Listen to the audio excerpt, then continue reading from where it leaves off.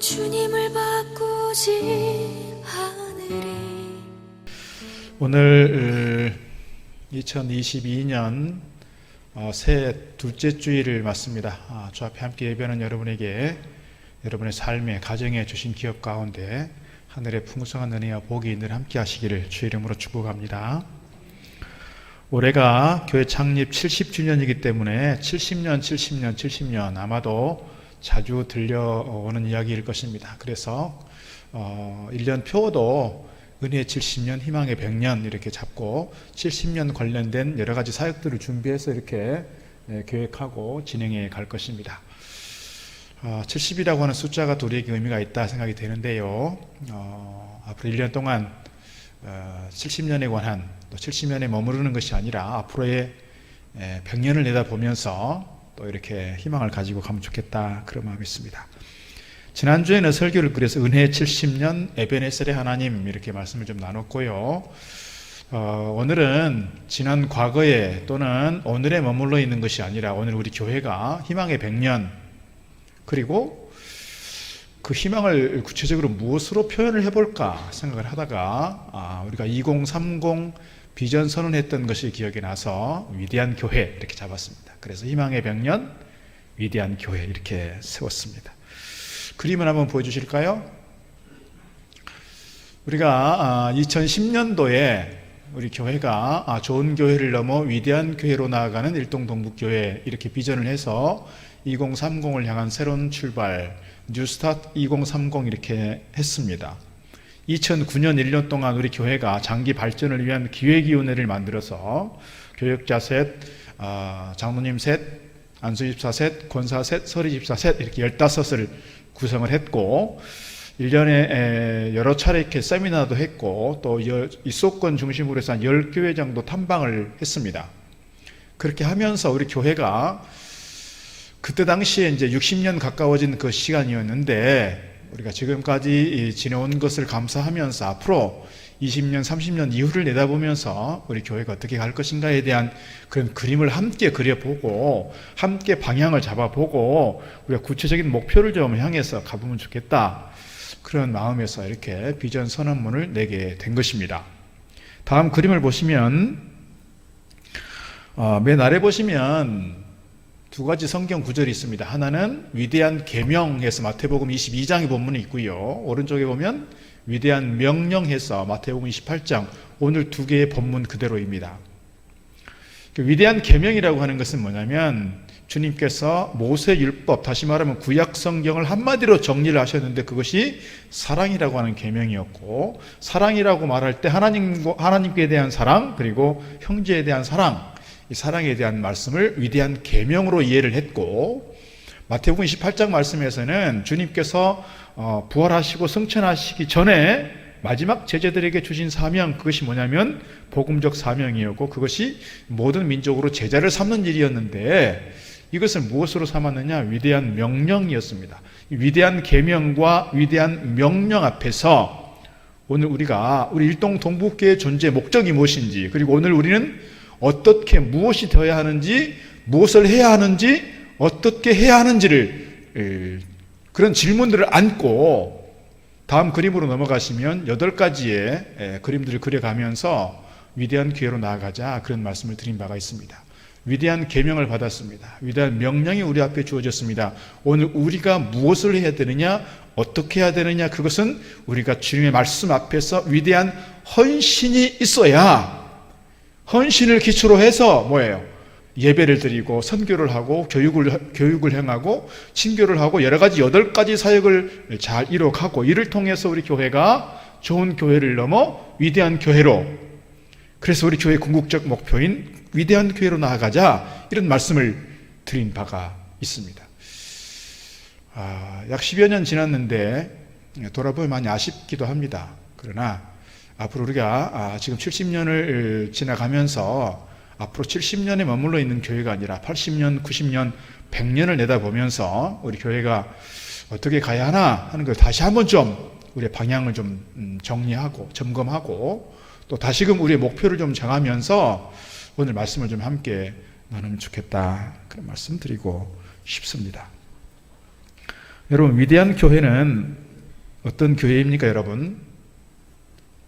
위대한 교회 하니까 뭔가 좀 막연하긴 합니다만은, 위대한 교회 하면 교인들이 막 10,000명, 20,000명 이렇게 많이 모이는 교회가 위대한 교회일까요? 아니면 예배당을 막 이렇게 5,000석, 10,000석 큰 예배당을 지은 교회가 위대한 교회일까요?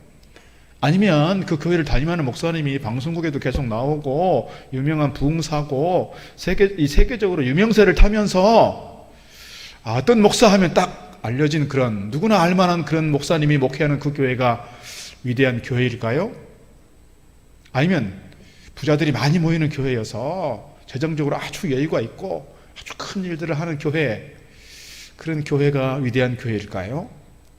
오늘 저는 말씀 앞에서 그런 내용들보다는 우리가 정말 하나님께서 보시기에 위대한 교회, 하나님께서 보시기에 아름다운 교회는, 하나님을 기쁘시게 하는 교회는 무엇인가를 좀 생각해 보는데, 우리가 앞서서 위대한 계명과 위대한 명령, 이따 다시금 좀 말씀을 드리겠지만, 이 위대한 계명과 위대한 명령 앞에서 성도들이, 온 교회가 이 말씀을 붙들고 순종하기 위해서 정말 씨름하면서 어떻게든지 발버둥 치면서 이 계명과 이 명령 앞에서 어떻게든지 이것을 이루어가겠다고 하는, 그러면서 눈물로 기도하고 힘써 봉사하고 섬기는 교회. 그래서 그렇게 세상적으로 큰 거는 아니겠지만 그 교회가 감당할 수 있는 최선의 것에서 열심으로 충성하고 봉사하고 헌신하고 예배하고 그렇게 하나님 맡기신 사명들을 감당해 가는 교회, 이것이 위대한 교회가 아닐까, 그렇게 믿습니다. 우리 일동 동북교회 지난 70년 살아오면서, 지금 70년의 과정을 지켜오면서 이를 위해서 열심히 달려왔다고 저는 그렇게 믿고, 앞으로도 이 일을 위해서 최선을 다해 달려가는 가운데 우리 교회가 어떤 교회보다도 위대한 교회로 인정받고 주님께로부터 칭찬받는 교회로 세워지기를 주의 이름으로 축복합니다. 오늘 22장 35절 40절 말씀 보게 되면 위대한 계명과 위대한 명령이 무엇인가를 단적으로 우리에게 보여줍니다. 35절, 그 중에 한 율법사가 예수를 시험하여 묻습니다. 선생님, 율법 중에서 어느 계명이 크니까? 예수께서 이르시되 네 마음을 다하고 목숨을 다하고 뜻을 다하여 주 너의 하나님을 사랑하라 하였으니 이것이 크고 첫째 되는 계명이요, 둘째도 그와 같으니 내 이웃을 네 자신같이 사랑하라 하셨으니 이 두 계명이 온 율법과 선지자의 강령이니라. 이것이 구약 성경을 한마디로, 한 단어로 이렇게 압축한 결론입니다. 사랑입니다. 사랑. 요한복음 3장 16절이 성경을 대표하는 구절이라고 보통 말하는데, 하나님께서 우리를 이처럼 사랑하사 그랬어요. 이처럼 사랑한다라고 하는 것은 독생자를 내어주시고 그 독생자를 십자가에 달려 죽기까지 우리를 구속하시기 위한 하나님의 사랑이었습니다. 어떻게 보면은 독생자가 이 땅 가운데 태어난 성탄절이, 그리고 주님께서 십자가에 돌아가신 그날이, 그리고 그걸로 끝나는 것이 아니라 다시금 부활하신 날이 오늘 우리에게는 정말 해피데이인 것 같습니다. 정말 축복의 날입니다. 의미 있는 날입니다. 주님께서 이 땅 가운데 오시고 십자가에 돌아가시고 부활하신 그 날들이 어떻게 보면 하나님께서 우리를 사랑하신 아가페 사랑의 극치다, 절정이다, 클라이막스다, 이렇게 말씀을 드릴 수가 있을 것입니다. 주님께서 공생애를 살아가시면서도 사실 그 사랑이 무엇인가를 잘 보여주셨습니다. 주님께서 주로 사역하시던 곳은 이스라엘의 저 북쪽 지방입니다. 북쪽 지방은 이스라엘의 주류에서 벗어난 지역이에요. 소외된 지역이에요. 그쪽 출신들 치고 예루살렘에서 뭔가 해볼 수 있는 게 없었어요. 그런데 예수님께서 어디에서 주로 사역하십니까? 갈릴리에서 주로 사역하십니다. 가끔씩 절기를 따라서 예루살렘 오시기도 하고, 마지막에 예루살렘 오셔서 십자가를 지시고 그렇게 돌아가시고, 이 복음서의 맨 마지막 뒷부분 3분의 1 정도가 사실은 예루살렘에서의 사역을 말하는 것이지만, 예수님의 주 관심은 예루살렘에 있지 않고 갈릴리에 있었습니다. 갈릴리 중에서도 어떤 가난한 사람들, 헐벗은 사람들, 장애를 가진 사람들, 그리고 소외된 사람들, 그리고 병든 자들, 그리고 죄인 취급받는 사람들, 이런 사람들과 늘 함께했습니다. 만약에 예수님께서 갈릴리 출신이지만 예루살렘에 와서, 예루살렘에서 정치적인 지도자들이 누구예요? 주로 사두개인들, 바리새인들입니다. 이 사람들과 어울렸다면 그리고 총독과 왕족들과 또는 귀족들과 또는 종교 지도자들인 제사장들이나 서기관들이나 이런 사람들과 주로 어울렸다면 아마도 예수님은 십자가를 지실 이유가 없었을 거예요. 그런데 예수님께서는 그런 사람들과 어울리지 않았어요. 권력층들과 어울리지 않았어요. 기득권층들과 어울리지 않았어요. 계속해서 사회적으로 소외된 사람들, 어려움 당한 사람들과 함께 했어요. 그것이 뭐였어요? 주님께서 백성들을 사랑하시는 사랑의 표현 방식이었어요. 뿐만 아니라 주님께서는 물론 겟세마네에 올라가셔서 아버지 할만하시거든 이 잔을 내게서 옮기시옵소서 그렇게 눈물을 뿌려가면서 기도하셨지만 결국은 내 원대로 마시고 아버지의 뜻대로 하시옵소서. 결국은 그래서 십자가를 지십니다. 앞서 말씀드린 것처럼 십자가를 지시면서 수치를 당하고 모욕을 당하고 고통당하셨던 그 십자가, 결국 당신의 물과 피를 다 쏟으셔서 돌아가셨어요. 이것이 주님의 사랑의 극치였습니다. 사랑의 절정이었습니다. 오늘 우리를 사랑하시는 사랑의 방법이었습니다. 당신의 생명을, 당신의 목숨을 내어주시기까지 사랑했던 그 사랑 우리에게 보여주셨고 가르치셨을 뿐만 아니라 몸속으로 이렇게 실천해 주셨다는 것이죠. 이 사랑의 마음 가지고 주님께서 하셨던 일들이 있습니다. 그게 뭐냐면 복음을 전하고 생명을 구원하는 일이었습니다. 사실 주님께서 부활하시고 마지막 승천하시기 전에 계속해서 제자들에게 명령하신 말씀이 뭐냐면 제자 삼으라, 복음을 전하라는 거였어요. 그런데 예수님께서 마지막 때만 그렇게 하신 것이 아니고 예수님의 사역 중간중간 계속 이 부분들을 강조하셨던 것을 우리가 볼 수가 있습니다. 올해 우리가 70주년을 맞으면서 70 신앙 프로젝트 이런 걸 제가 좀 이렇게 좀 억지스러운 것이지만 하여튼 7가지의 10과 관련된 좀 숫자에 맞춰서 한번 우리의 기본적 신앙의 프로젝트를 한번 만들어 보자. 그래서 70 신앙 프로젝트를 이렇게 제가 드린 바가 있습니다. 그림을 한번 보여주시면 7가지 10과 관련된 목표를 정해보는 거예요. 좀 억지스럽지만 해보는 겁니다. 제가 사실 개인적으로 이 숫자에 맞춰서 뭘 해보는 것을 되게 싫어하는 목회자 중에 한 명인데, 그래도 이 숫자를 정해보는 것은 우리의 기본적인 목표를 좀 정한다는 측면에서 같이 해갈 수 있는 숫자를 좀 정해보는 겁니다. 물론 여기에 나오는 숫자는 이보다 훨씬 더 열심히 기도하고 훨씬 더 열심히 성경 보고 훨씬 더 열심히 복음을 전하는 분들이 계시지만 그렇게 앞서가는 분들만이 아니라 우리 교회가 전체, 우리 교인들이 전체 함께 할 수 있는 정도 수준에서의 목표를 정하는 겁니다. 1번 말씀이에요. 하루에 10분 이상 성경 읽기, 10분 정도면 석장 정도는 읽을 수 있을 것 같습니다. 석장 정도 읽어가면 1년에 1독 정도 할 수 있습니다. 기도, 하루에 10분 이상은 기도하자. 물론 1시간, 2시간씩 기도하는 분들도 계시지만 우리 모든 교인들이 좀 그래도 최소한 하루 10분이라도 좀 기도해보자. 말씀하고 씨름하고. 세 번째 감사예요. 하루 10번 감사하기, 감사로 기도하기, 감사로 말하기, 감사로 일기를 한번 써보기. 네 번째는 중보하는 겁니다. 나를 위해서만 기도하는 것이 아니라 하루에 10명 정도를 놓고 기도해보자. 저는 그래서 목표를 다시 한번 정했습니다. 이게 서원록, 일부 예배 때 서원록 다시 들고 기도했더니 일부 예배 때 막 주시는 분 계셨는데 지금이라도 아직 안 내신 분들 계시면 내시면 제가 서원록에 다시 끼워놓고 더 기도하겠습니다. 제가 하루에 한 구역씩 놓고 기도하겠다, 그런 목표가 또 새롭게 있습니다. 물론 예전에 했던 일이지만 다시 한번 해보는 거예요. 예배, 한 달에 10번 공예배 참석하기입니다. 주일 예배, 수요 예배 또는 새벽 기도회 또는 이제 아직은 코로나 때문에 사실 1월 첫 주부터 오후 예배를 좀 회복하겠다고 작정을 했는데 못하고 있는 상황이고 3월 첫 주부터는 오후 예배를 어쨌거나 한번 해보자, 지금 그런 계획을 가지고 있습니다. 그러면 주일 낮 예배, 주일 오후 예배, 수요 예배 이렇게 하면 한 달이면 13번에서 15번이 됩니다. 새벽 기도 매일 못 나오면 한 달에 한 번이라도 나와보자 해서 월삭을 만들었습니다. 사실 새벽 기도 매일 나오시는 분들 생각하면 한 달에 30번은 교회를 나오는 겁니다. 그렇지만 우리가 그렇게까지 하기는 어려우니 우리가 평균적으로 한 달에 한 10번 정도라도 공예배 참석해보자, 그런 목표를 좀 정해 보는 것이죠. 그 다음에 6번째가 전도입니다.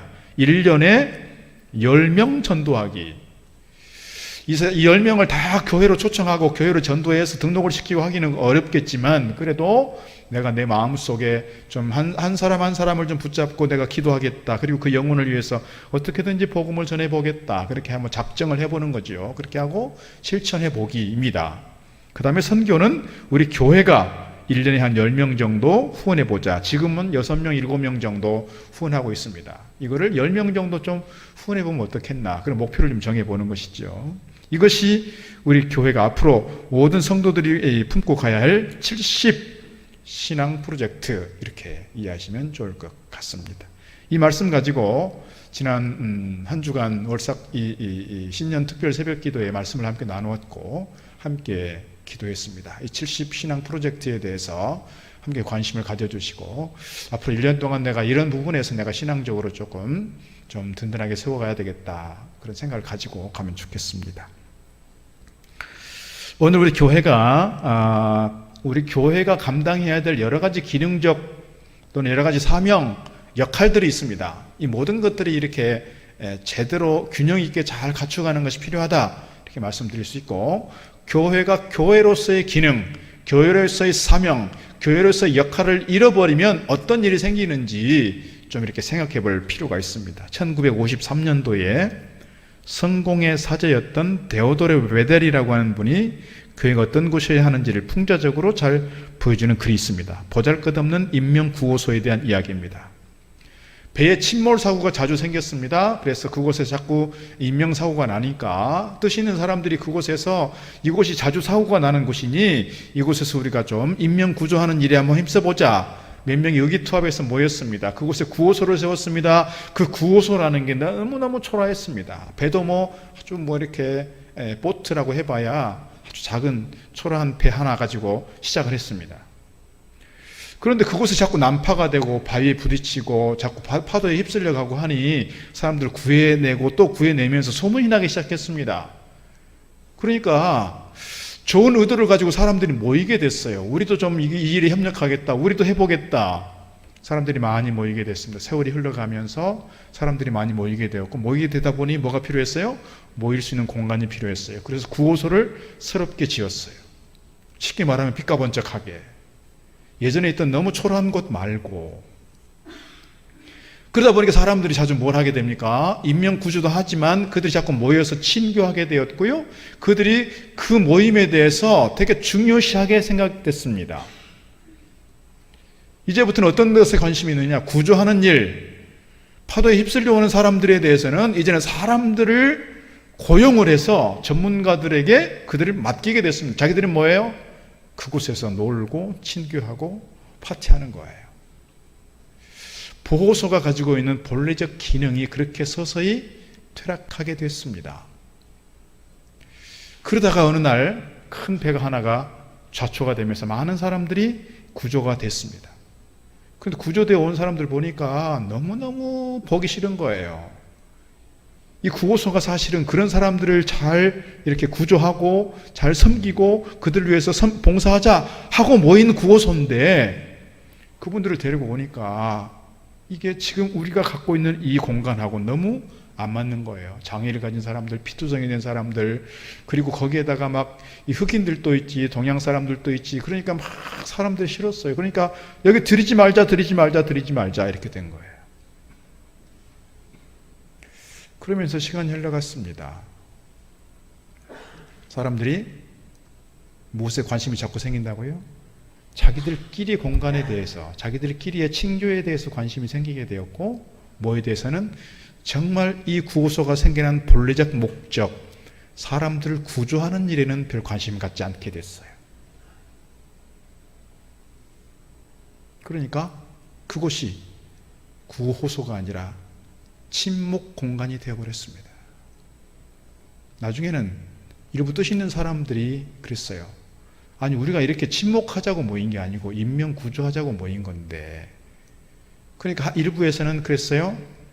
우리가 이 모임이 우리가 더 중요하지, 우리 공동체가 더 중요하지, 구조하는 게 그렇게 중요하지 않잖아.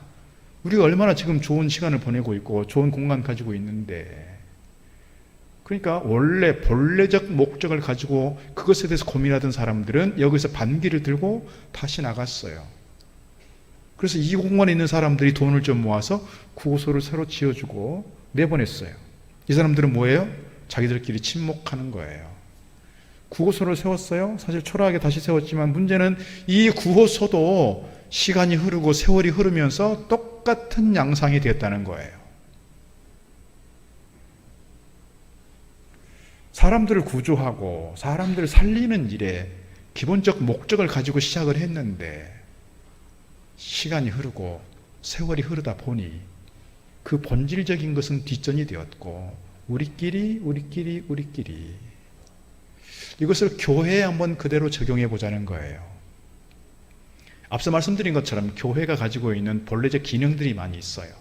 예배해야 되겠고 친교해야 되겠고 봉사해야 되겠고 가르쳐야 되겠고 전해야 되겠고 이런 본래적 기능들이 결국은 어디로 귀결이 되냐면 이때도 말씀 더 드리겠지만 결국은 복음을 전하고 사람을 살리고 사람을 구원하는 일에 집중이 되어야 하고 그것에 귀결이 되어야 한다는 거예요. 이게 뭐예요? 교회가 가지고 있는 본래적 기능이에요. 그런데 시간이 흐르고 세월이 흐르다 보니 모이는 사람들끼리 친밀해지게 됐어요. 모이는 사람들 공동체가 중요하게 되었어요. 그래서 우리가 중요하게 되었어요. 가까이 지내던 한 목사님이 상가에 있던 교회에서 열심히 하여튼 교회가 열심히 헌신해서 신도시에 교회를 세웠습니다. 한 200여 명 정도 모이던 교회였는데 예배당이 한 1000명 가까이 모일 수 있는 교회가 세워졌습니다. 온 교인들이 열심히 헌신했습니다.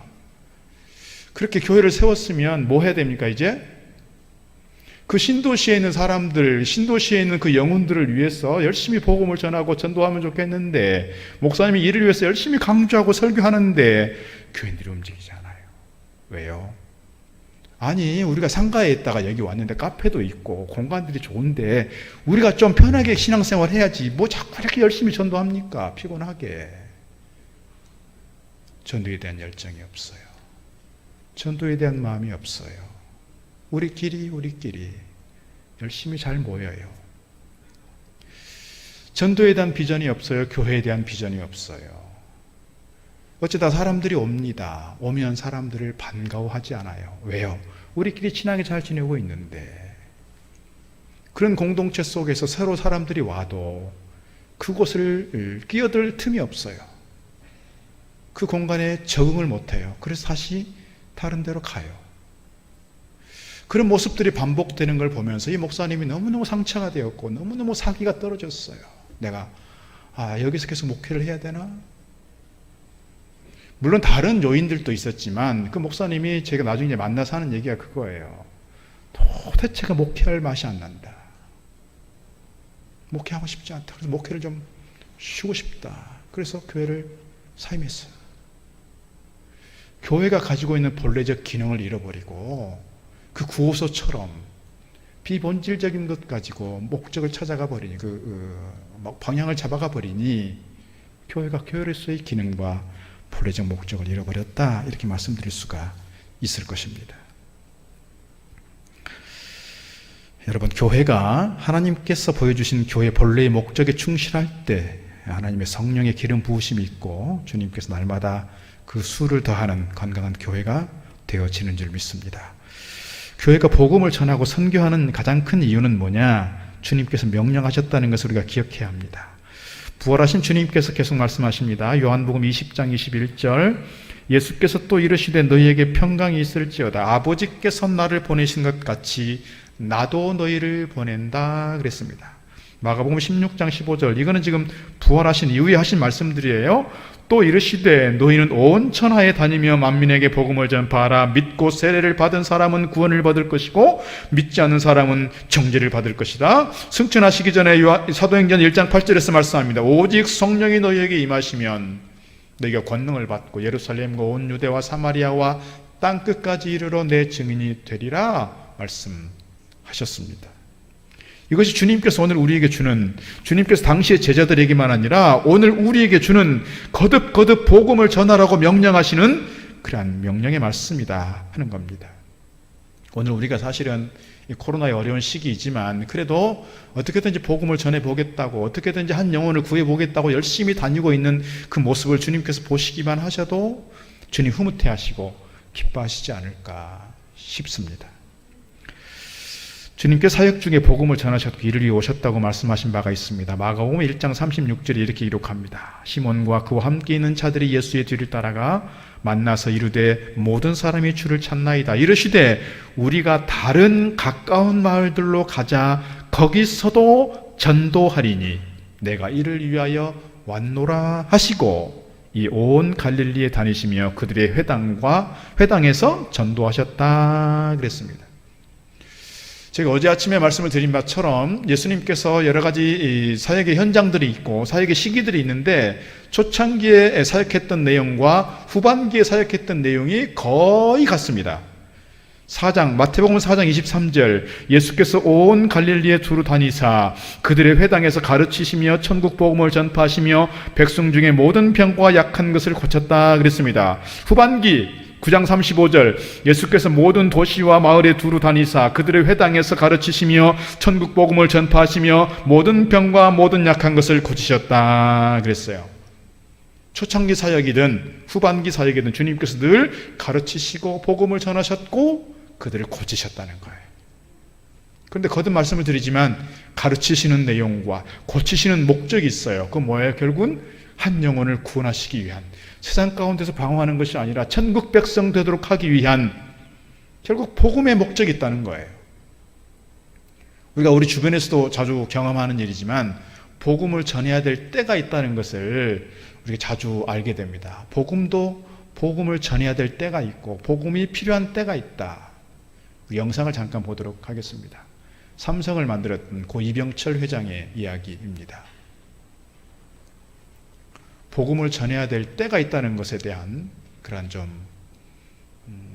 마음을 가지고 영상을 좀 보면 좋겠습니다.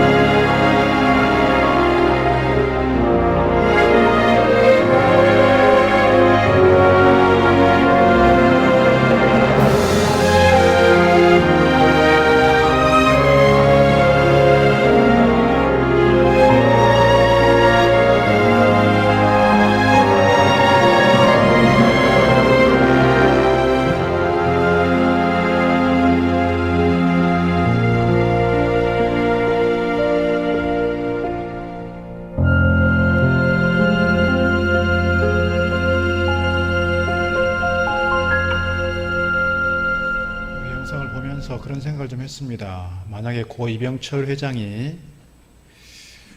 이번에 이 질문 24개의 질문인데 24개 질문에 신앙과 관련된 하나님에 관한 또는 성경에 관한 인간의 죄에 대한 이런 것들에 대해서 고민하고 썼다는 것은 그만큼 관심이 있었다는 것이고 말씀에 대해서 또는 복음에 대해서 관심이 있었다는 건데 이분이 만약에 정말 살아생전에 열심히 하나님을 믿고 섬기는 사람이었다면 우리 사회적 분위기는 좀 많이 달라졌을 것이라 그런 생각을 갖습니다.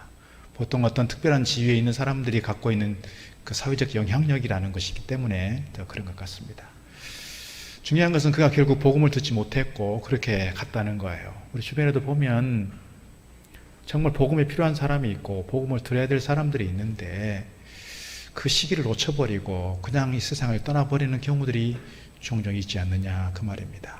내가 아니면 복음이 들어갈 수 없는, 내가 아니면 복음이 전해질 수 없는 그런 관계에 있는 사람들, 우리가 일단 나중에 하지 뭐 때가 되면 하겠지가 아니라 지금 당장 내가 그 영혼을 품고 기도하면서 나를 통해서 복음이 흘러가고 나를 통해서 구원과 생명의 열매를 거둘 수 있다면 하나님께서 우리를 통해서 크게 기뻐하시고 우리 교회가 이 거룩한 일에 함께 동역해 갈 때 더 위대한 교회로, 아름다운 교회로 세워져 가게 될 줄로 믿습니다. 지난 70년 동안 하나님은 우리 교회와 함께 하셨고 에베네셀 되어주셨습니다. 앞으로도 여호와 이레가 되어주실 것입니다. 그러나 우리 교회가 지금 이 상황에서 안주하는 것이 아니라 더 위대한 교회로 나아가는 데 있어서 우리가 결단해야 될 것은 이 복음 앞에서, 이 거룩한 사명 앞에서 우리가 가만히 있는 것이 아니라 위대한 헌신을 감당해낼 때 우리 교회는 아름다운 교회로, 또 든든한 교회로, 위대한 교회로 세워져 가게 될 줄로 믿습니다. 우리 일동 동북교회가 이 지역 안에서만이 아니라 우리 한국교회를 통해서 일동 동북교회 하면 참 위대한 교회지, 그렇게 인정받을 만한, 그리고 하나님께서 보실 때 흐뭇해 하시고 기뻐하실 만한 아름다운 교회로 세워져 가기를 주의 이름으로 축복합니다. 기도하겠습니다. 하나님 아버지, 2021년을 은혜 가운데 보내고 2022년 새해를 맞게 하신 우리 하나님, 우리 교회가 교회 창립 70주년을 맞고 우리 교회가 앞으로 어떻게 100년을 내다보면서 위대한 교회로 서야 하는지 오늘 말씀 통하여 주시니 감사드립니다. 새 포도주는 새 부대에 담으라 하셨는데 하나님, 저희들이 여전히 낡은 습관과 낡은 생각과 낡은 전통과 우리라고 하는 울타리 안에서 이것을 벗어나지 못하고 새 가죽 부대를 준비하지 못한 채 새로운 시대를 맞고 있는 우리의 모습은 아닌지 돌아봅니다. 하나님, 우리에게 주신 거룩한 이 계명과 사명 앞에 위대한 헌신을 결단하게 하시고 이로 인하여 우리 교회가 오늘에 머물러 있는 교회가 아니라 날마다 위대한 교회로, 아름다운 교회로, 주님 기뻐하시는 교회로 나아갈 수 있도록 도우시고 인도하여 주시옵소서. 이를 위해서 헌신을 결단하고 주님의 사명 감당하겠다고 다짐하는 우리 모든 성도들 한 심령 주님 붙잡아 주시고 저들의 사역의 걸음에, 저들의 복음의 행렬에 주님들 동행하여 주시며 저들에게 담대한 믿음 주셔서 일들을 잘 감당하게 하시고 저희들로 하여금 하나님의 큰 은혜와 복을 누리는 축복의 통로 되게 하여 주옵소서. 예수님 이름으로 기도드리옵나이다. 아멘.